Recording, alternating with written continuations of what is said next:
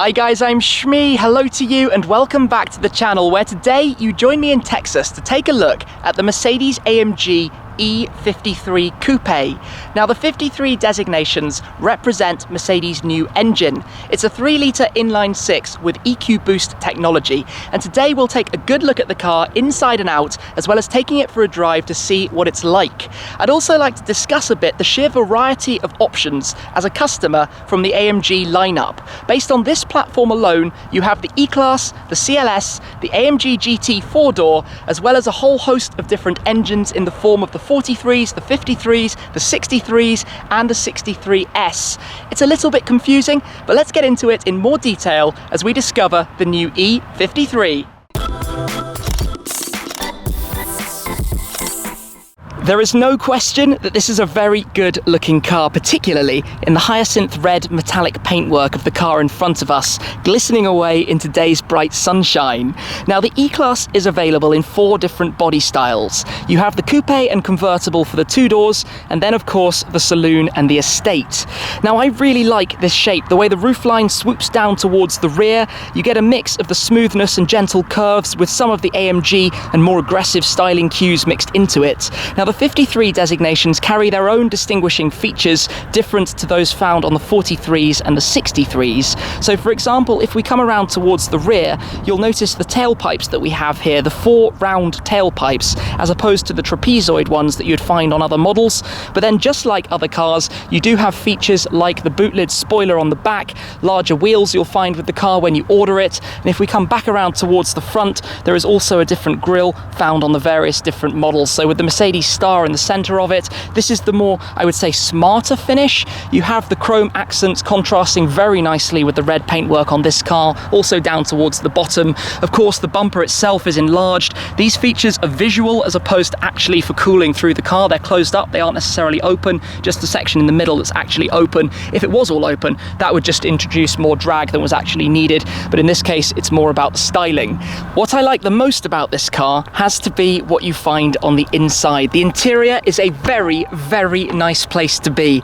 It's a mixture of luxury with comfort, with technology. For example, you have the dual widescreen cockpit displays, the 2 12.3-inch digital displays. We've got the AMG performance steering wheel with all the hotkeys. The car is loaded with technology, steering assistance, lane guidance assistance, you name it. We've got the Burmester sound system, the nice trim finish. The fit and finish in general is very, very high quality. The seats offer good support. We'll talk more about the interior later on, but you can see it's just very smart, very efficient, very easy to use, and a lot of information, data and technology available to the driver and passenger. Now if we come down here and just open up the bonnet to come round and take a quick look at what we have here. And one thing you'll notice on the side, you get a different designation for each model. With this engine you have turbo, with the 63s for example you would have V8 biturbo. 4MATIC Plus as well indicates that the car is 4-wheel drive. It also has the 9-speed AMG speed shift gearbox. Now under here, if I can find the catch to open it, there we go, and lift that up, you can see you've got the covering plate from AMG, front mounted engine. Of course, as usual, there is not all that much to see. It's hidden away, buried as deep as possible to keep the weight down. But that is our power plant producing the 357 horsepower. The car is limited to a top speed, as usual for Mercedes, of 250 kilometers per hour, which is 155 miles per hour. Let's shut this back down though and jump in, because I think I need to get the engine started and get the air conditioning running, because it is quite so hot today. But we can have a quick glance at some of this while we do it. So keyless system, start button here on the right, and it comes into life. It's almost a strange startup. It doesn't snap. You have that distinct 6-cylinder inline engine sound you have out of it, a high-pitched rasp almost. But the EQ gauges you can see down at the bottom when it's charging up and what the power is doing. Of course, the air conditioning is blowing very, very hard right now, so I'll let that do its thing, and then we'll take it for a little drive to discover a bit more about it and see what it's like. Now, those of you that are familiar with my channel will know that I have actually driven the CLS 53 before. So the CLS and the AMG GT 4-door are both available with this 53 engine. So if this is what you're after, you are spoilt for choice. Now we're actually on some private land right now, so we can put it into drive and head off and explore a little. So we're starting in comfort mode. You have the different range of options: Comfort, Sport, Sport Plus. the variety that we see in different Mercedes models. Now, I've been lucky enough to drive pretty much their entire range. So the E43, the E63S, now the E53, the CLS, the AMG GT 4-door, to get a feel for all of these different cars. And you'll be able to find those videos on my channel if there's one in particular you're looking forward or looking to find more information about. But while we get started, it cruises very quietly. It is very, very well insulated. You don't hear too much of the outside noise. In comfort mode, you don't get too much intrusion from the engine sound. The gearbox is seamless and you don't even realise that it's actually shifting between gears. You've got a good visibility generally all round. Of course, being the coupe, you lose a little with the slanted rear window that cuts off a small amount of your visibility, but generally speaking, you can tell where the front of the car is. You've got a good view in the door mirrors, and it just cruises along and drives very gently. Now, using the dynamic selector, let's go up into Sport. In fact, let's go straight to Sport Plus. So if you keep it in automatic, of course, this will hold on to the revs a little bit longer in each gear. You get a visual representation of what's going on in the central screen. Everything kind of tightens up, the response, the steering, the suspension. It's loaded with everything that you could kind of want in this type of car. And then you put your foot down, you get a little bit of noise out of it, and you can feel some of that propulsion, and you get the charts on the dashboard actually telling you a little bit of what they're doing as well with the EQ side of things. So you come around here, just to push the car, yes, you can feel that it is leaning out to the outside a bit. It's not as firm as the 63 or, you know, that kind of level of dynamics, but put my foot down, let the gearbox drop down, use some of these revs. Yeah, it picks up all right, doesn't it? We're up towards 100 miles an hour now, that easily. It's quite fun actually how it builds through the power holding the gear there. So let's, for the next round, pop it into manual with a press of the button here. You can independently control the suspension and drop that down should you wish. Drop some gears. You get those burbles on the overrun as you downshift. See if we can get another one of those. If you pull the paddle too early, it flashes the screen up in red. Of course, with the way it's geared, you don't necessarily need to go down to first for very much in this car. Wow, picks up very quickly as you would expect thanks to the four-wheel drive system.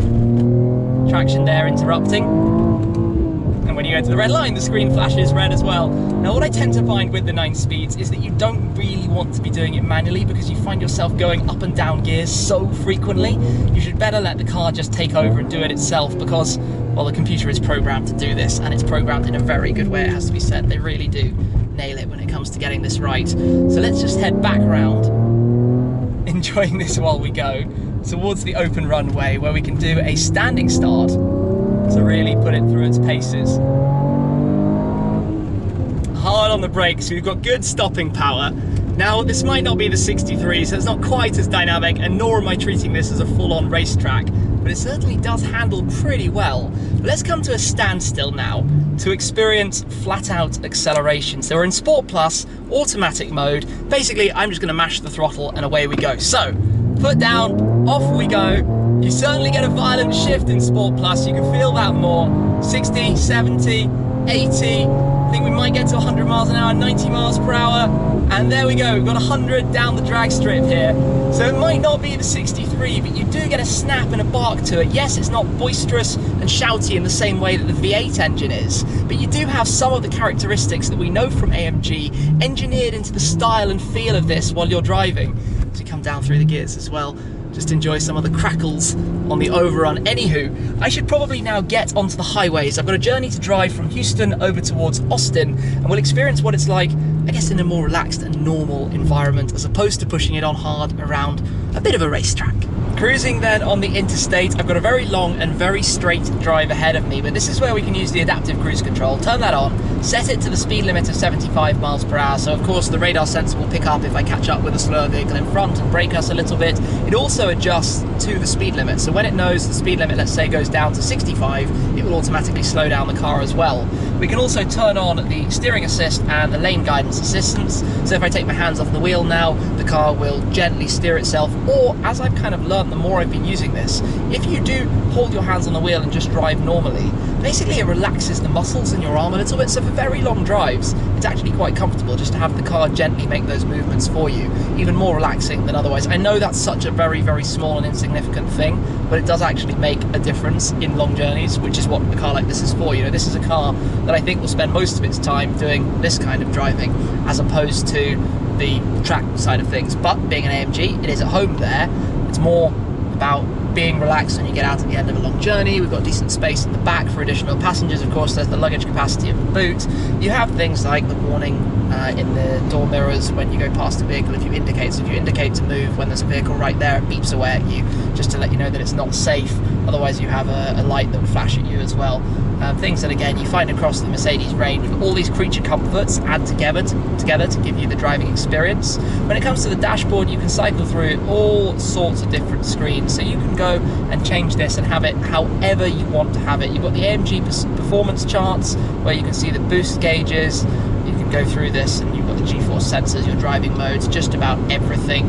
On the other side, or you can swap it around and choose what you show where. You've got trip information, you can bring up the navigation. You can have the racetrack information, the AMG driving program that you can bring up in the main screen. You can also have for the driver's dashboard. You can change the style of the display itself and have different screens, different skins, a different appearance. The steering wheel I really like, the same wheel that we have across the range again. It's a very, very comfortable wheel, slightly smaller wheel, but small enough grips to feel like you can have a good hold of it. You've got all of these controls. Yes, perhaps in this era you want to have touch screens, and we don't have that yet in the Mercedes generation of cars. Maybe that comes in the next round. I personally don't mind too much. I do find it a bit clumsy, the device you have in the centre, but they've changed that now for the GT 4-door, so no doubt eventually that will filter down through the different models and be updated as well. So there's a nice steering wheel to hold. Seat heating, seat ventilation should you want it as well, I think, in this car. Yeah, that's the front one. It does not have seat heating and seat ventilation on at the same time. At the moment, of course, it's slowed us down automatically based on the cars in front. I can't show you going around a corner with the steering wheel taking over because, well, that's not going to work. No, I do like this. I've got the cooling blowing in my back, and things like that just make you a little bit more comfortable. Seating position is good. These seats are good. The more performance seats that you can get in AMG models, I find a little on the hardcore end, but these have a nice balance of support versus comfort. I guess I haven't really thought too much about the driving dynamics style of the car. The power delivery, yes, you get a lot of it instantly, not too much time waiting for the response of the turbo. Of course, they've developed this engine for a purpose, hence why it's now being used across the range. But generally good things to say about the setup. The gearbox, of course, as well, works very well. So let's talk about the different models. You can have the 53 if that's what you want in, well, what is it, the 4 different E Class shapes, plus the CLS, the kind of extended 4-door coupe, plus the AMG GT 4-door.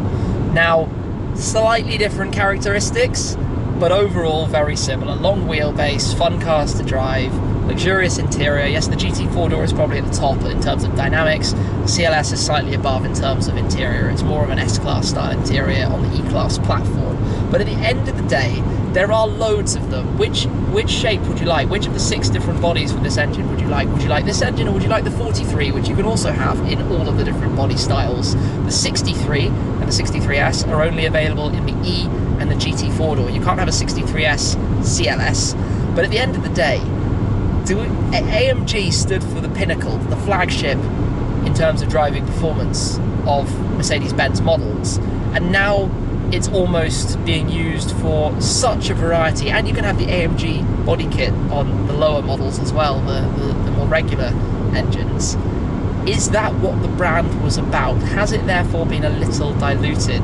Now, don't get me wrong, I think this car drives very well. I think out on the track earlier I was having a lot of fun with it. Here I'm feeling very relaxed in it. Yeah, there's a bit of wind noise, but it is a very windy day outside.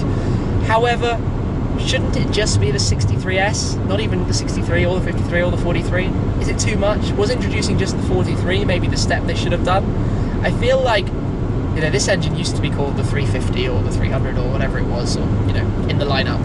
And I don't think that should be an AMG, to me, honestly. I think AMG should stand out more as, you know, the cars we know, the SLS, the GTR, the older cars, like where they started with the 300 SEL, their work on the Project One, the Formula One team. That's AMG. Nothing wrong with the brands being connected, but to me, just a touch overkill. It's a touch overkill. This is a very nice car. It didn't necessarily need the AMG badge to sell it, even though you can have an equivalent without AMG that might be a little more luxurious. No carbon fibre, for example, slightly different trims, maybe a different finish to the exterior, and it's effectively the same car. So I'm probably getting, I guess, a little more into this than I need to, because it just takes a little bit away from me for the car. It's not the right name. As a car though, it's great. We're still going in a dead straight line since I've been on the interstate. I don't think the road has even bent in any way, shape or form at all, so we haven't gone around any corners. The sound system in here is great, as you would expect. General features all work very, very nicely. Big fan of it all.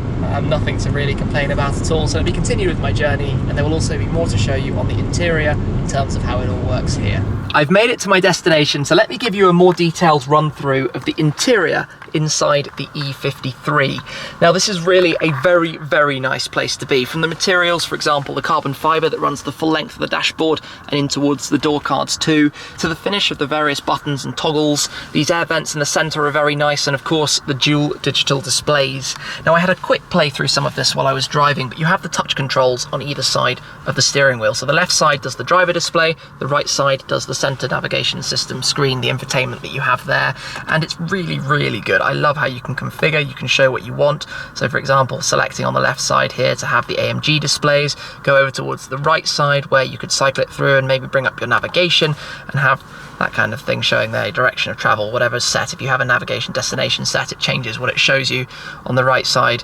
You can just change this and configure it to your heart's content really, and let it show just about anything that you could imagine from the system. The race telemetry, the data, the G-force sensor, it's all in there. Then you've got a couple of different configurable screens even that you can actually have set as well. There's a head-up display, if you can just see that in front of me too, with a decent amount of information in there. So if we go to the designs, we're currently in the progressive design, but we've also got classic, or we've got sport.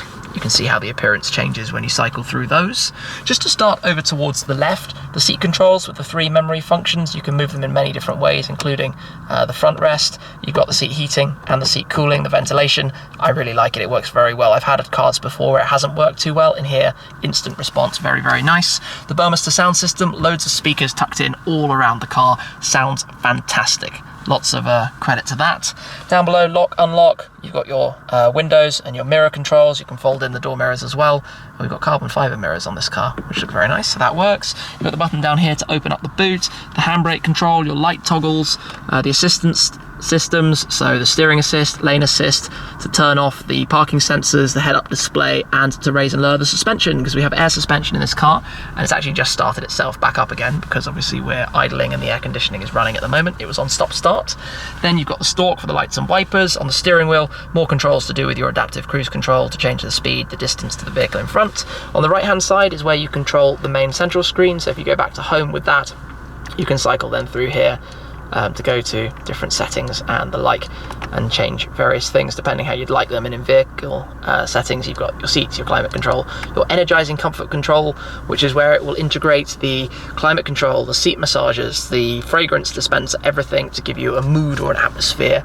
Then you have dynamic select, which is where you can customize your individual driving modes. Track pace is the track system.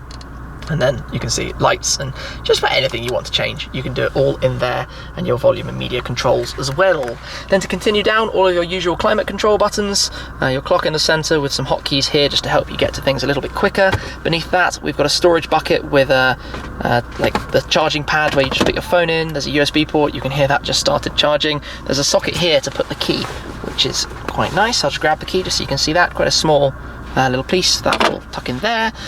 Cup holders as well, store it away, tuck it inside. I'll just take that back for the moment. NFC, it tells us there. Then beneath that you have the controller, so all of this replicates the controls for the main information screen. So if you press home, it goes there. You can write on here, so you could write an address literally with your finger, or jump to home, next track, and return. And either side of that you have some of the dynamic options, so to control your different driving modes, manual or automatic on the gearbox, the 3 different suspension settings, traction control you can put in sport. On the right side you've got volume, or you can press it to turn off the system. If you press that, the entire system in the middle shuts off. Your exhaust button if you want the exhaust valve open, and your parking cameras. So this is where it can automatically find parking spaces if you're set up for that. And we've got the 360 camera system as well, which is high resolution, very responsive, and you can imagine the 2 different ways, either parallel parking or perpendicular parking. This will do the job and set you up for that. So I'm just going to shut it off for the moment. It's a little bit quieter, it's not very intrusive.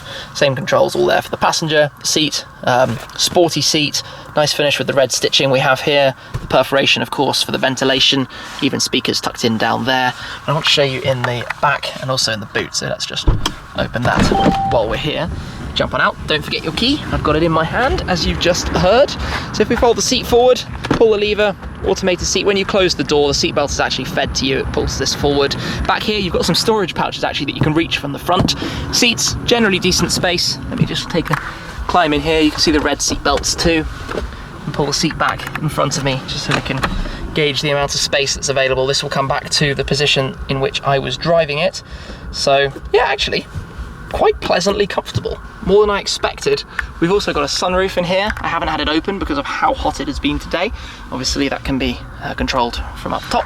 And if I just show you back here, there's a bit of headroom, not a load. As soon as I've got sunglasses on, try and lean to the side, I'm there on the roof, but it's all right. I would manage back here for a journey. I'm about 5'11"-ish. So it's not too bad. And you've also got this storage bucket in the center with USBs and an SD card and some charging cables as well. And some more air vents back here. What else do we have in the back? Not too much more to show you. You can open up the center armrest and have a through load system through to the back. My luggage is back there. Or just put that back up for the moment and head on out to head to the back. So I'm just gonna wait a moment for the seat to go forward so that I can step back out and exit the car. There we go. Fold that back down. Let's quickly come around and show you what we've got in the boot as well. So back here, decent amount of space, it has to be said. Goes quite a decent way back into the car. Subwoofer back here, more storage available there. This is the crate that opens up for storage. I like how they have that in the car, and even some more storage just underneath it. You get that in C classes and E classes if you need it, and because it's power fold, we can tuck that back down. So E53, distinct in its looks with the quad round tailpipes, sporty diffuser as well going on down there. It's wearing the AMG badge. I do quite like this wheel design. I like having the contrast roof to have the sunroof as well in black. It's a sporty looking car. It's a very smart looking car, very elegant. I like it really quite a lot. I think it's a good engine. It works neatly, the integration of the EQ technology, but should it be an AMG? That is the question, and I'm not entirely sure. But for now, I hope you guys have enjoyed this video, a good look at the new E53. Thank you very much, as always, for watching. That is it for this time though. I'll catch up with you again very soon. Cheers.